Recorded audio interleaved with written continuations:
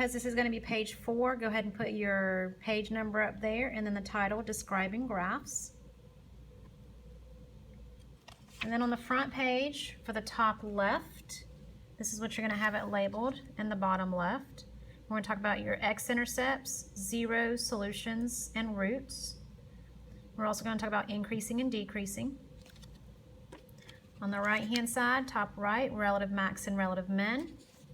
And then the bottom one, your positive y values and your negative y values.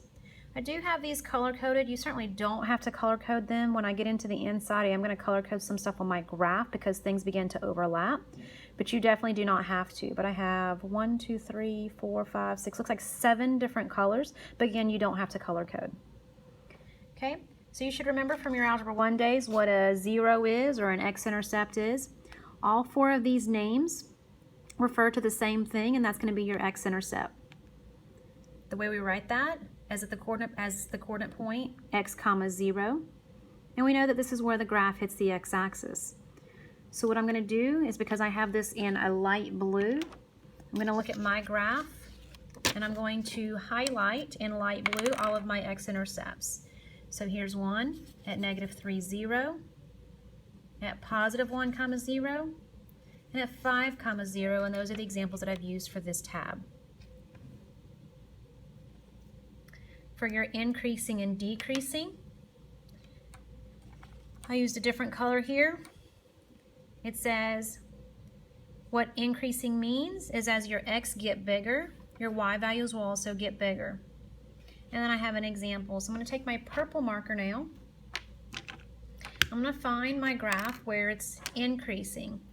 When we do this, we call it an interval. So these two guys right here are both called intervals. And so what I want to do is I want to look at the graph where it's increasing. I want to look at it from left to right, left to right. So if I look left, you'll notice that there's an arrow down here. That means it goes on forever, which means it never stops in the left direction. That's going to be your negative infinity. Well, as I continue to the right, I'm going to highlight. Notice it's increasing. My marker's going up. It's continuing to go up and continuing to go up until I hit this x value right here. So it's increasing for every x value, like for example, -6.7 to -4.3 to -1.9. You'll notice that my graph continues to go up. And so that x value where that stops on the right-hand side is going to be -1 then.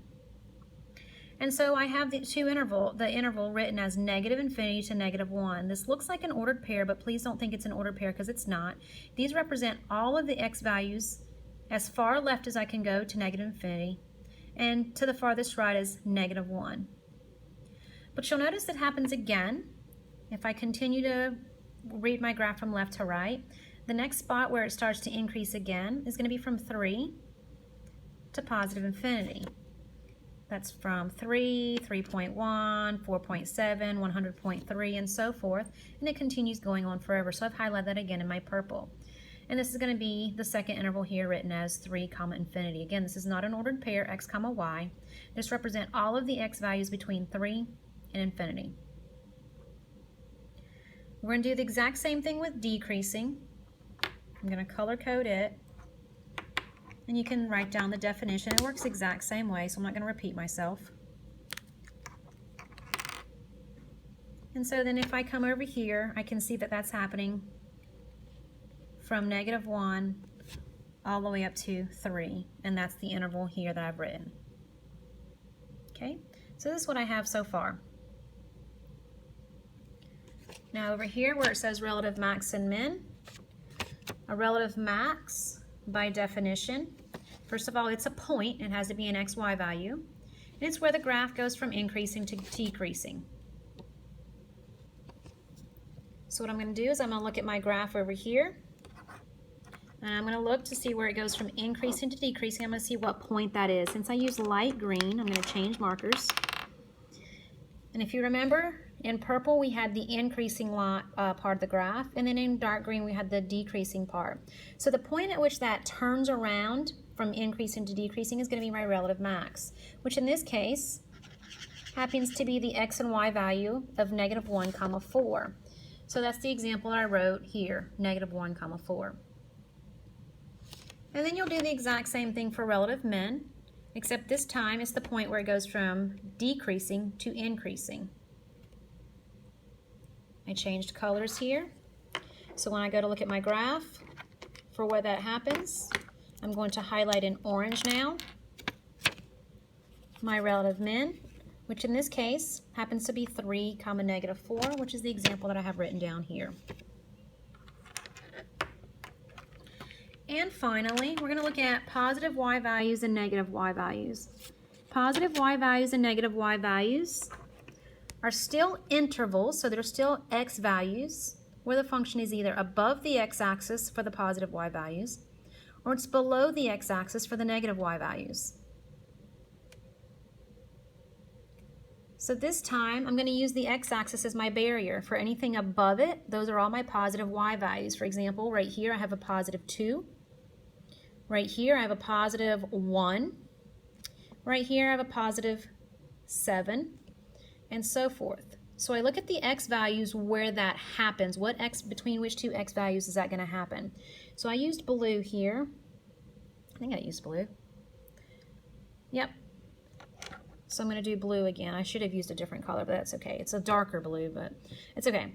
So if I look from here to here where my x-intercepts are, you'll notice that everything above the x-axis from -3 to +1 has positive y values. That's why I have the interval here written as -3, 1. And then the same thing, if I look at the x-intercept here of 5, everything above that from 5 going on forever is above the x-axis. So therefore that's my second interval from 5 to infinity. And then we're going to look at the negative y values in the same way. Everything below, I didn't highlight yet, I apologize. So I would highlight here for my positive y values and my positive y values. And then I would highlight here again for my positive y values. This is what I was talking about, the color coding, and you'll see that it's overlapping now. And then my negative y values are those that are below. So what I would do is, you can see again, as we talked about earlier, this goes on forever because of the arrow. So from -infinity all the way up to -3, we're going to have negative y values. That's what I have written here as my example. And then if you look here again to these two x-intercepts, right below that we have some negative y values as well. And that interval then is going to be 1 to 5. And so now this is what it should look like. You can glue this to the top half of your interactive notebook, but leave yourself a little bit of space. You'll notice that I have a few more notes down at the bottom. So if you need to pause the video at this point, you may do so, but I'm going to go ahead and continue. So what I did in my intervals, I wrote all of them in interval notation. This is called interval notation, and so forth. We have something also called set notation. So I have two different columns here, one for set notation and one for interval notation. You will definitely have seen set notation before from Algebra 1. We put a curly bracket, an X, and then a slash, // So far this says X such that, and then we have these inequalities telling us where to go, from 0 to 4. So 0 is less than X, which is less than 4. And then we end our curly brackets. Well, if I want to translate that into interval notation, the less than or equal to sign gets a half of a rectangle, the left half of a rectangle, and then a simply less than symbol gets an open parentheses. So this would be the equivalent of this. One is interval notation, the other is set notation. All right, here's another example. Curly bracket X / means X such that, and this time it says that X must be between -2 and infinity.